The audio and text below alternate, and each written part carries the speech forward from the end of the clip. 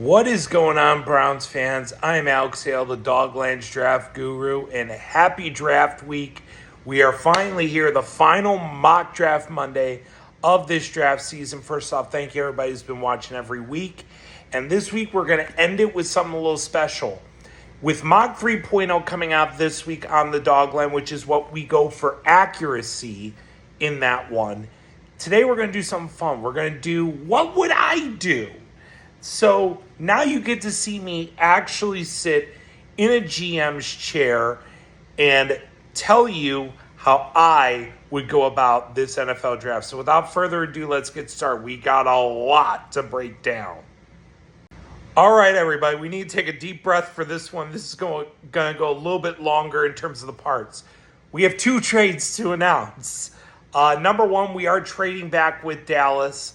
I play the card of Washington's going to get Caleb Downs if you don't take him here, so you better come up and get him. So the trade is as follows. We give up number 6, number 39, and number 146 in this year's draft. That's what Dallas gets. We receive number 12, number 20, number 92, and a second rounder next year. This is about getting that second rounder next year. I'm willing to even cut a little bit of the price down to get that second round pick next year to get some assets there. But now I have 3 of the top 24 picks. I get a third round pick back. I have a lot of things I can do here. But I am not done. As I get to the board at number 12, there's really not much I like here. Maybe Monroe Freeling, but I'm not swayed right now. And with Dylan Thieneman on the board, the Vikings came a-calling. They have 4 top 100 picks, and I made a very simple deal. Since I gave up 39, I want to get a second rounder back. So I give up number 12, and I get number 18 and number 49. So now, finally, after all of this, the Browns now have the 18th, 20th, and 24th picks. What will I do with them? Let's find out. With the 18th pick in the NFL draft, the Cleveland Browns select Blake Miller, tackle, Clemson. I'm not a fan of Caden Proctor. I'm fine with Caleb Lomu. I don't think Spencer Fano is a left tackle. And Monroe Freeling ain't falling to 18, as much as I would love that. So I come back to who is someone who I feel can move over based on the measurables, based on the testing, based on his game. I feel like the safe bet is Blake Miller or Caleb Lomu. You could go one or the other here, to be perfectly honest, and I'm fine with that. But Miller's the one who tested better. I think he's going to offer more to the left side. I like his toughness. I like his durability. I like his leadership. I like a lot of things about him that really the Browns line would like to have to fill it out, to make it a full line. But in this scenario, I want to say with a caveat, wouldn't be as mad if they took Proctor here if we really are to believe that's their guy. But I'm going Blake Miller here because that's who I think can move to left tackle. And after Carolina selects, we are right back on the clock, and I'm going after a wideout, and I'm going to go after, outside of Carnell Tate, maybe the only true number 1 receiver in this class. I'm not going to say Jordan Tyson because he just can't stay on the field, but I'm going to take Denzel Boston out of Washington. Look, the size, the skill set, the production, it's all there. He tested well, especially on the agility drills, which makes me think he's quicker in his routes than a lot of people think he is. I think if he had run a 40 that day, that 40 could have been a high 4.4 if what the agility drills are telling me something. So at this point, I'm going to go take Denzel Boston. I'm going to go take the risk on it and hope to God he becomes what I think he can be, which is at least a very strong number 1 receiver that you can rely on with his size, ability to separate, and ball skills. We need that in Cleveland. Don't go the KC Concepcion route. Don't go these small, quick receivers. You already have Isaiah Bond. Go for a bigger target if it's possible. And with the 24th pick, we have a trade. Though if you've been following along on the side with the picks, you knew something was up. So we've traded number 24 to the Atlanta Falcons. Kevin Stefanski came a-calling. They don't have a lot of picks, but I feel like they're going to be aggressive on draft night to make an impact. What that position is, I don't know. But in this kind of a draft, I feel like they would be obligated to get a top-end talent somewhere. I wouldn't be stunned if it's an edge. But we get number 48, number 79, a second-round pick next year in exchange for 24 and 107. We fall back to number 48. Who am I taking with 48 and 49 now because of our trades? With the 48th pick, the Cleveland Browns select tight end Eli Stowers out of Vanderbilt, a guy who I've had my eye on for about 2 years now. If you're looking for the prototypical receiving tight end, that he can slide outside to be a wide receiver, it's him. He tested incredible at the combine. But it's not just that. He was really the heart and soul of that Vanderbilt offense. Diego Pavlia, he does not fall on the radar without the mismatch that was Eli Stowers. Wherever Vandy went was where he would take him. And honestly, I think he'd be a great fit here opposite Hale. The things that Todd Monken can do with these two guys, it's too good of an opportunity to pass on if he's here at 40, and I'm happily taking him. And with the 49th pick, the Cleveland Browns select linebacker Jacob Rodriguez out of Texas Tech. Now, I can hear a lot of people saying, really, do we need another linebacker? Yeah, you do. With JOK probably gone forever, I'm sorry. You need another one opposite Carson Schwarzenegger. A lot of people love Jacob Rodriguez. I think he's a late first-round candidate. High football IQ. He just knows how to make the right play. He does everything well. Again, you put a guy like Rodriguez next to a guy like a Carson Schwarzenegger, that's probably the best young linebacking core in the NFL that can do multiple things, create headaches for defenses, and makes Myles Garrett's life a little easier, as well as the front four. And a little bit of the secondary too, which we're still going to address that. Teaser for our next pick. At number 70, the Cleveland Browns select cornerback Dalen Everett out of Georgia. Now, at this point with the corners, I'm not in love with a ton of them. You're going to find a lot of nickel-type corners, a lot of corners who don't really have outside experience or the traits to really stay there. And I'm looking more so for an outside corner because I don't know how much longer Denzel Ward's going to have. We've talked about this.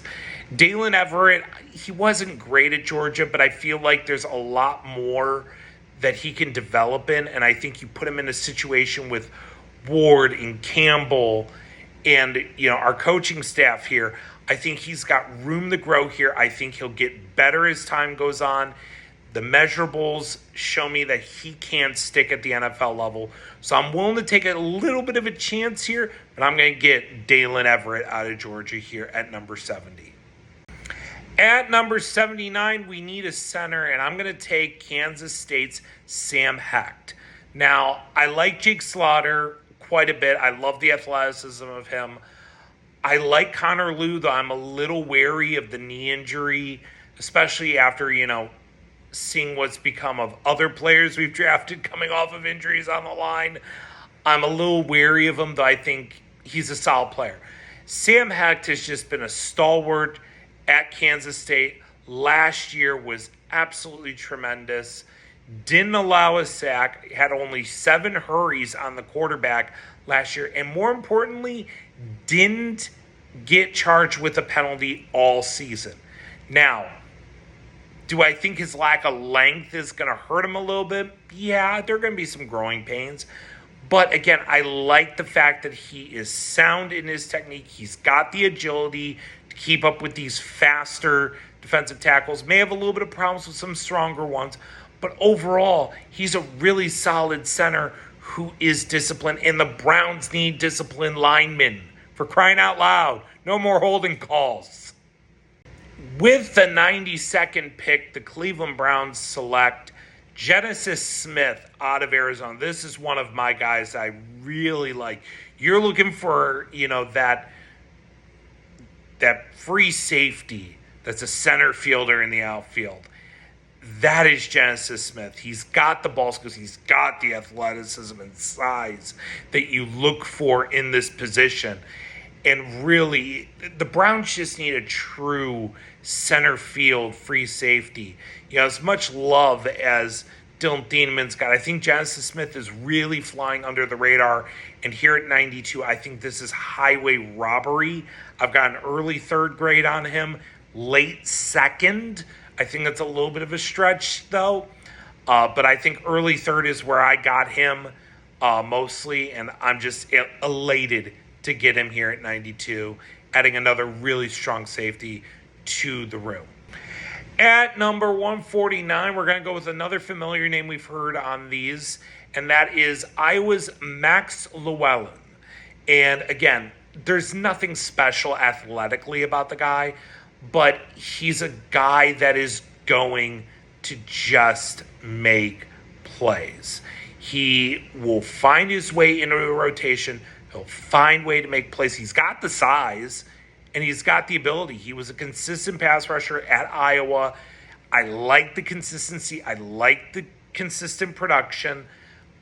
Again, you bet on those traits. He just knows how to get in the backfield regardless of his limitations. And remember, he did all this in the Big Ten with Iowa. I think that speaks a lot louder to how good he can be regardless of his athleticism. So yes, let's add him to the room at 149. At number 206, we're going to take a wide receiver that's come onto my radar a little bit late, and that's Kendrick Law. We've been talking about in a couple of these, getting a kick returner, getting a guy that just can change the game as a returner. But some of those guys at LSU, Berrien Brown, Xavier Thomas, they really don't add anything to the receiving room.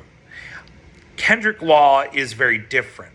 He's got production as a receiver from Kentucky, but more importantly, he's got a lot of experience as a returner at Kentucky. And this is the kind of thing that I keep pounding the table for, and I'm going to on draft night. The Browns need to get some player, running back, cornerback, wide receiver, I do not care. Someone who has had real success as a returner into this room. So that way you're not pulling out Gage Larvidan or anyone else who's never done it before. Now you have someone who's done it in college. And hopefully we can fix that on special teams. And at pick 248, we're going to go with a quarterback. Luke Altmaier, because I just want to talk about Luke Altmaier. There's nothing special about him. He just wins. And he's really efficient as a quarterback. And I'm not saying he's going to set the world on fire, but at 248, I'm looking at a potential backup. And look, let's be honest with ourselves about Shedeur. If this don't work, Shedeur's out of here. And then not only do I need a starter, but I need a backup. And Luke Altmaier, highly intelligent, high football IQ, and it cannot be understated enough. As much as we talk about Fernando Mendoza elevating Indiana to where they are now, Luke Altmaier elevated Illinois' football program. Illinois! They haven't been relevant in 20 years. And Luke Altmaier made them relevant with his consistent QB play. So yes, I'm going to take a backup at 248. And hot take, I think he can actually start and win you games next year as he learns the system. I'm just saying. And there you have it, the final mock draft Monday, what I would do. Now, you can tell me I'm a terrible GM and I'm fired. Feel right ahead and say that in the comments. I'm fired. I probably am for trading down twice and taking Blake Miller in most people's eyes. But I feel like we drafted, I'm just looking at it right here, 1, 2, 3, 4, 5, 6 starters plus your kick returner. I feel like that's a really successful draft, and I have 3 twos for next year. I'm really happy. But anyways, make sure you are tuned in this Thursday and Friday for the Dawgland's draft show. I will be on with Anthony and Jack, as well as Jake, our other draft guru. We'll be breaking down all the excitement both nights. So be sure you are on here. And make sure you're following me at the CLE Sports Guy and the Dawgland at the Dawgland. Until next time, you guys, Merry Christmas. It's draft week. And go Browns.